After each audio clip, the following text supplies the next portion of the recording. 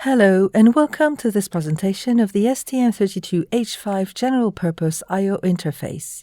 It covers the general purpose input and output interface and how it allows connectivity to the environment around the microcontroller. All features of the legacy GPIO module are supported by the STM32H5. The number of GPIOs depends on the package 140 I/O pads for the UFB GA176. The maximum frequency for GPIOs is 200 MHz.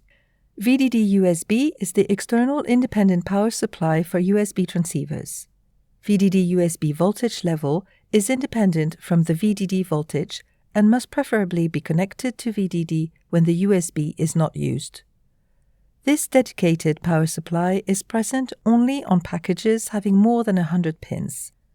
VDD-IO2 is the external power supply for up to 10 IOs on STM32H5.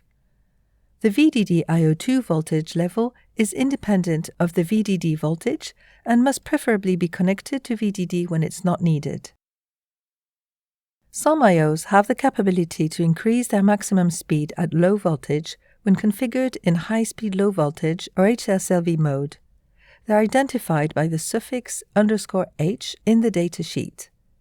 The I/O HSLV bit controls whether the I/O output speed is optimized to operate at 3.3 volt or at 1.8 volt when HSLV equals 1.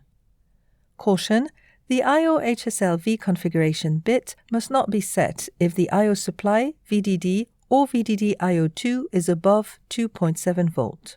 Setting it while the voltage is higher than 2.7 volt can damage the device. The I/O HSLV bit can be only set when the corresponding option bit is activated, I/O VDD HSLV or I/O VDD IO2 HSLV, depending on the I/O supply. There is no hardware protection associated to this feature, so it's recommended to use it only as a static configuration for fixed I/O supply. High-speed low voltage should be disabled if all IOs connected to a particular peripheral does not support this capability. The I/O commutation slew rate affecting rise and fall times can be adapted by software depending on process, voltage, and temperatures conditions in order to reduce the I/O noise on the power supply. The compensation cell can be used only when VDD-IOX is in the range 1.6 volt to 3.6 volt. Two compensation cells are embedded, one for the IOs supplied by VDD and one for the IOs supplied by VDD-IO2.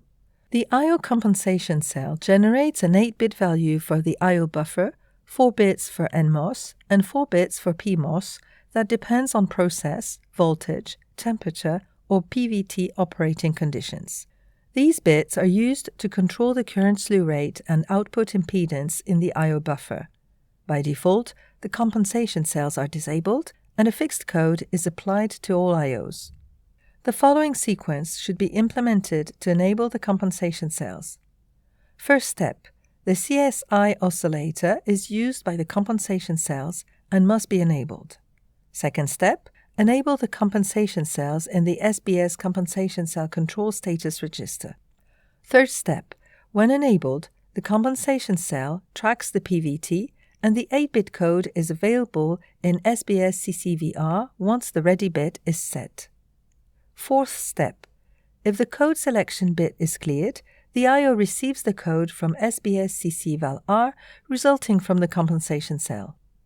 To reduce the power consumption, it is recommended to copy the code from SBS CCVAL-R to SBS CCS-WCR. After the result is ready, set the code selection bit and disable the compensation cell. When the code selection bit is set, VDD-IO codes are received from the SBS compensation cell code register and not from the cell, which reduces the consumption.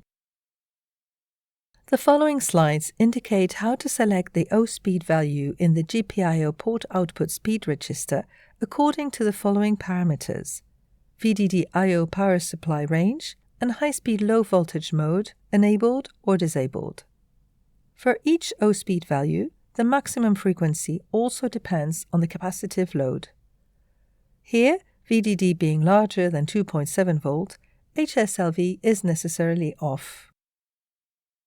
Let us continue with VDD in range 1.71 volt to 2 volt. In the table on the left, HSLV is on, while in the table on the right, HSLV is off. For a given O speed setting, the maximum frequency is higher when HSLV is enabled. Let us continue with VDD in range 1.08 volt to 1.32 volt. Same conclusion, the maximum frequency is higher when HSLV is enabled. When the trust zone is active, each I/O pin of the GPIO port can be individually configured as secure through the GPIO X-SEC-CFGR register. When the selected I/O pin is configured as secure, its corresponding configuration bits for alternate function, mode selection, and I/O data are secure against a non-secure access. In the case of a non-secure access, these fields are read as 0 and writes are ignored. I/Os with peripheral functions are also conditioned by the peripheral security configuration. In peripherals for which the I/O pin selection is done through alternate functions registers, if the peripheral is configured as secure, it cannot be connected to a non-secure I/O pin. If this is not respected, the input data to the secure peripheral is forced to 0 and the output pin value is forced to 0, thus avoiding any secure information leak through non-secure I/Os. For I/Os with analog switches, directly controlled by peripherals, such as the ADC for instance, if the I/O is secure, the I/O analog switch cannot be controlled by a non-secure peripheral. If this is not respected, the switch remains open. This prevents the redirection of secure data to a non-secure peripheral or I/O through the analog path. The pin function is generally controlled by the GPIO alternate function registers.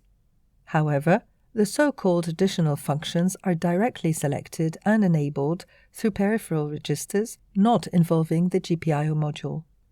Some of the paths between these I/Os, additional functions, and peripherals are not blocked if the I/O is secure and the peripheral is non-secure. Therefore, it's recommended to configure those peripherals as secure even when not used by the application.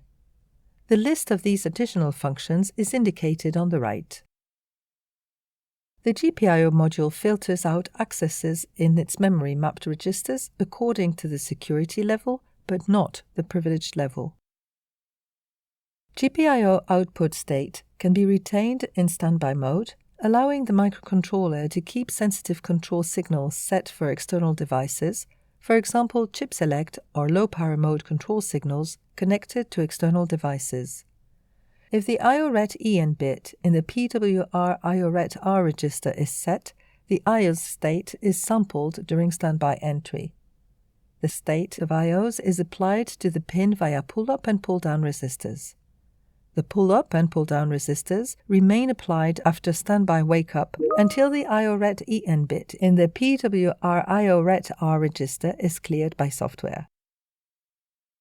GPIOs are active in run, sleep, and stop modes. In standby mode, the state can be retained or floating as explained in the previous slide. When the microcontroller is under reset, most of I/O pins are forced into an analog input mode. In case of reset, except power on reset, upon a wake-up from standby with IO's state retention enabled, the IOs need to be configured and then released from retention state. Thank you for having attended this presentation on STM32H5 GPIO.